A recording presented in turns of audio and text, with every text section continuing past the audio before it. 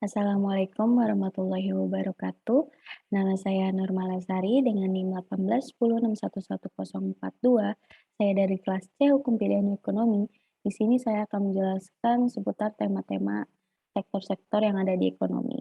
Yang berjudul dengan tindak pidana perbankan, yaitu diambil dari kasus Citibank.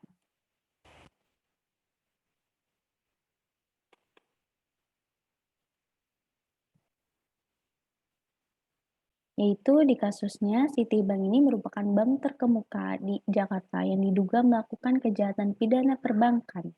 Direktorat Tindak Pidana Ekonomi dan Khusus Badan Reses dan Kriminal Polri menahan tersangka Inong Malindadi yang berusia 47 tahun yang menjabat sebagai Senior Relationship Manager di Citibank karena diduga melakukan tindak pidana perbankan dan pencucian uang dari uang nasabah yang dipegangnya.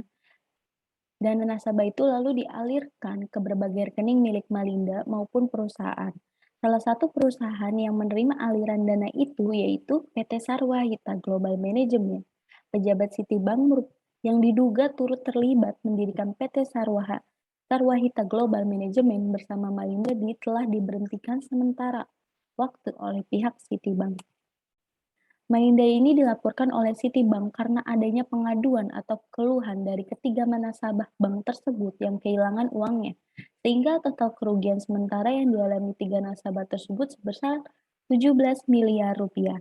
Wanita yang lahir di Pangkal Pinang ini pada tanggal 5 Juni 1965 sudah 20 tahun bekerja di bank milik Amerika Serikat dan 3 tahun melakukan aksi kejahatan perbankan tersebut. Citibank mengakui terbongkarnya dugaan kejahatan pembobolan dana nasabah oleh Malindadi bukan temuan audit internal perusahaan, tapi melainkan laporan dari nasabah. Direktur Kepatuhan Citibank ini yaitu Jessica Effendi menceritakan kronologi terbongkarnya kasus ini bermula pada tanggal 9 Februari 2011 di mana seseorang nasabah ini menanyakan kepada Malindadi tentang berkurangnya dana pada rekening oleh transaksi yang tidak dikenali. Nah, lalu Kepala Divisi Hubungan Masyarakat Polri, yaitu Irjen Pol Anton Bahrul Alam, mengatakan modus yang dilakukan Melinda ini dengan sengaja telah melakukan pengaburan transaksi dan pencatatan tidak benar terhadap beberapa slip transfer. Seseorang teller Citibank yang berinisial D telah ditetapkan sebagai tersangka dan dua kepala teller sudah dimintai keterangan, sementara pihak-pihak yang diduga terlibat kasus ini juga terus dikejar. Pasalnya, Melinda ini menjadi perpanjangan tangan nasabah untuk mencuci uang tabungan tersebut. Melinda akan menawarkan jasa lainnya dengan memindahkan rekening nasabah ke bisnis lain seperti asuransi dan produk Citibank lainnya. Dari pencucian uang tersebut, nasabah ke bisnis lain, nasabah akan mendapatkan keuntungan. Jika kartu identitas lebih dari satu, jadi sarana Melinda ini melancarkan aksi penggelapan dana nasabah dan pencucian uang ini dipraktikkan di 8 bank dan 2 perusahaan asuransi lainnya.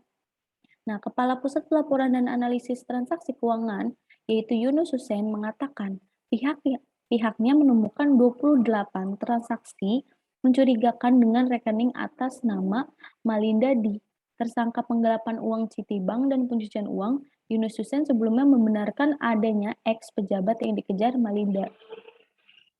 Analisis kasus Citibank yaitu yang pertama, kasus Citibank yang menyeret nama Melinda termasuk ke dalam tindak pidana perbankan sebab mengingat jika Citibank merupakan suatu bank yang terkemuka khususnya di Jakarta. Dalam hal ini, Melinda sebagai pelaku tindak kejahatan melakukan kejahatan manipulasi data dalam tindak pidana perbankan. Manipulasi data dengan cara memindahkan rekening orang ke rekening lain adalah salah satu kejahatan perbankan dan termasuk tindak pidana yang berkaitan dengan usaha bank di mana seharusnya Citibank ini menggunakan dana nasabah yang bertanggung jawab yang diwujudkan dalam bentuk laporan pertanggungjawaban. Sesuai dengan Pasal 9 Ayat 1 dan Undang-Undang Nomor 7 Tahun 1942 sebagaimana diubah dengan Undang-Undang Nomor 10 Tahun 1998 tentang perbankan junto pasal 55 ayat 1 dan pasal 65 bahwa Anggota komisaris dan direksi atau pegawai bank yang dengan sengaja yaitu membuat atau menyebabkan adanya pencatatan palsu dalam pembukuan atau laporan maupun dalam dokumen atau laporan kegiatan usaha, transaksi atau rekening suatu bank.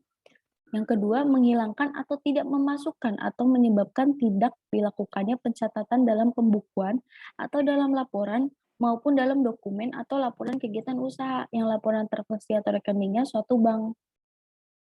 Mengubah, mengu Selanjutnya mengubah, menguburkan, menyembunyikan, menghapus, atau menghilangkan adanya suatu pencatatan dalam pembukuan atau dalam laporan maupun dalam dokumen atau laporan kegiatan usaha, laporan transaksi, atau rekening suatu bank, atau dengan sengaja mengubah, menguburkan, menghilangkan, menyembunyikan, atau merusak catatan pembukuan tersebut, maka akan diancam tindak pidana sekurang-kurangnya 5 tahun dan paling lama 15 tahun serta didenda sekurang-kurangnya 10 miliar rupiah dan paling banyak 200 miliar rupiah.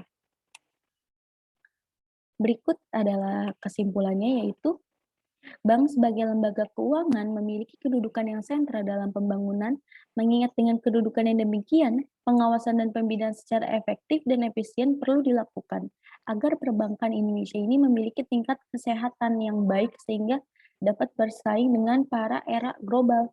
Nah, kejahatan perbankan ini merupakan ancaman yang sangat serius terhadap tingkat kesehatan bank dan sekaligus tingkat kepercayaan masyarakat. Oleh karena itu, upaya untuk mencegah dan menanggulanginya perlu dilakukan secara dini. Kerjasama dari semua pihak yang terlibat dalam kegiatan perbankan perlu yang dilakukan. Ingat karakteristik yang khas pada kegiatan perbankan, pencegahan dan penanggulangan kejahatan perbankan tak dapat diserahkan hanya kepada salah satu pihak saja dalam penegakan hukum, sehingga bukan hanya penyebab kuasatif atau simptomatik yang terselesaikan, akan tetapi penyebab yang bersifat komprehensif dapat diatasi secara bersama. Sekian dari presentasi kasus saya, kurang lebih mohon maaf. Assalamualaikum warahmatullahi wabarakatuh.